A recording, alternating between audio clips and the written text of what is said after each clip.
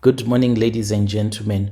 Welcome back to another episode here on African Confessions. The following story that you're going to be listening to, it comes from a translation of a message that I received, and the translation of that message reads like this. Hello, Brother Nanshi, how are you? Can you please post my own story as anonymous? I have come here on your platform because I have my own confession that I want you to share with your listeners on how I struggled so much here in Botswana, such that I ended up thinking that the only way that I could get myself out of poverty is if I could visit a traditional healer, and oh, how I regret. I hope that out there are people that are going to learn from all the mistakes that I made. I came to Botswana when life was really hard for me back home in Zim. When I crossed into Botswana, I did not have anything, just a small bag of clothes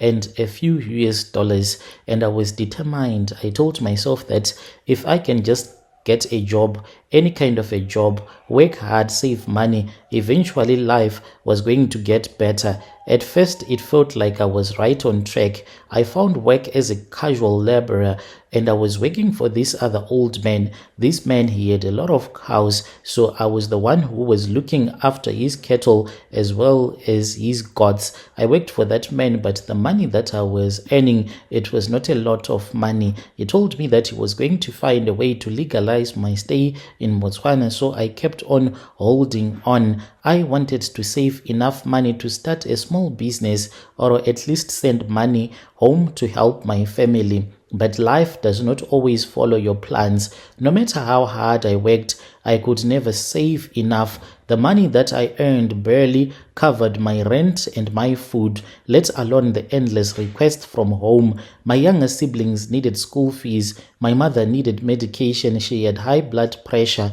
Even my friends back home looked to me for help, assuming that I was doing better because I was living outside of the country. It hurts me a lot that the woman that I used to send money each and every time that I had something, she was the one whom I ended up sacrificing to the magic mirror when I had visited the traditional healer. I started avoiding my friends' calls because I could not bear to hear their disappointment. There was one friend of mine who told me that he wanted to come to Botswana, but I did not have enough money to send to him, and my boss had refused, saying that he could not take another illegal at his plot. He was scared that he was going to get arrested. And when I told my friend that I did not have any space for him where you could stay, he then said, "You have forgotten about me. You have forgotten about me as your brother."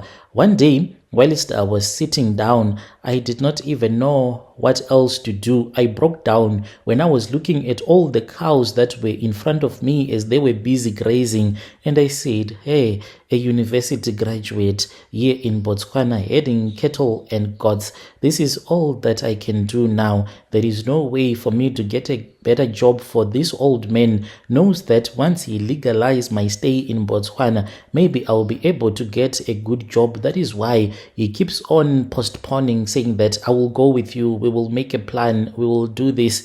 I do not have money right now. Let us wait until we make money, then I'll be able to assist you." So the man was afraid that when I am now a legally migrant in Botswana, then I was going to look for a better paying job. So he was playing delay tactics. And then when I was just sitting there, then I said, that is it. I need to return back home.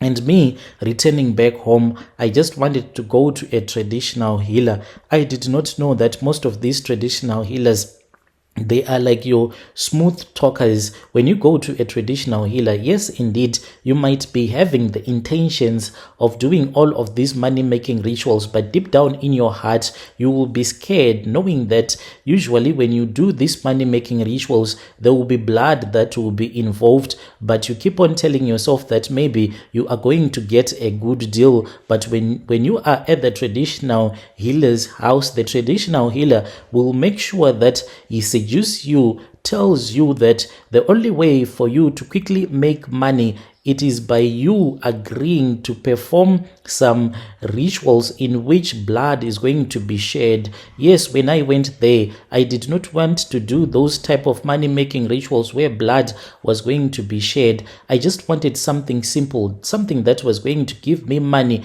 without me losing any of my family members. That was when I went to the traditional healer, lied to my mom that there was this other girl that I had met when I was still in Botswana, and this girl, I wanted to see her for she wanted to introduce me to one of her auntie who was her father's sister, but it was nothing but a lie. I was on my way going to visit a traditional healer, so I went there and I visited that traditional healer. We spoke and we spoke for a very long time. This man, he successfully convinced me, and even though I did not want to have my mom killed, but with the way that he spoke with me, it was like Eve and the snake in the Garden of Eden. Now I do understand. He told me that only a little blood, that was all that was needed. After that, I was going to enjoy all for the rest of my life, making money and enjoying. And I agreed. When I had agreed, he then started laughing. It was this weird, sort of like wicked laugh that he did let out, as if he could not even control that wicked laughter of his. And then he said, I am coming back, I am coming back. He stood up and then he went to another room. When he went to another room, when he came back, that was when I saw that he was holding a mirror in which he said that this was a magic mirror which we were going to use, and that was the mirror that was going to give me money. So he made me to hold that mirror, and he said that you need to mention 6 names of the people that you think you love. So I mentioned my mom, her little sister, my auntie, my other uncle who is my mother's brother, and one of my sibling. And then I had to mention one of my best friend, the one that used to complain when I was still in Botswana, because we were more like brothers. And then that was when my mother appeared in the mirror. I said, so what is the meaning of this? Because now I can see that my mother is the one that has appeared in the mirror. And then the traditional healer then gave me a needle and told me that all that I needed to do was to stab the mirror, and a little bit of blood was going to come out. That was all that was needed.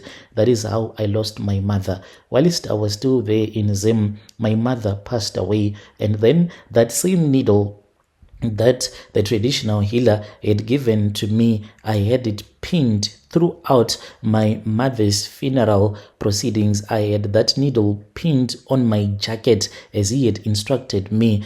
After we had buried my mother, I pretended to be just looking at her grave when people were going back to their cars, and then I dropped the needle on top of her grave, and I saw a spark as if there was fire that was about to burn, but it was only I that saw this.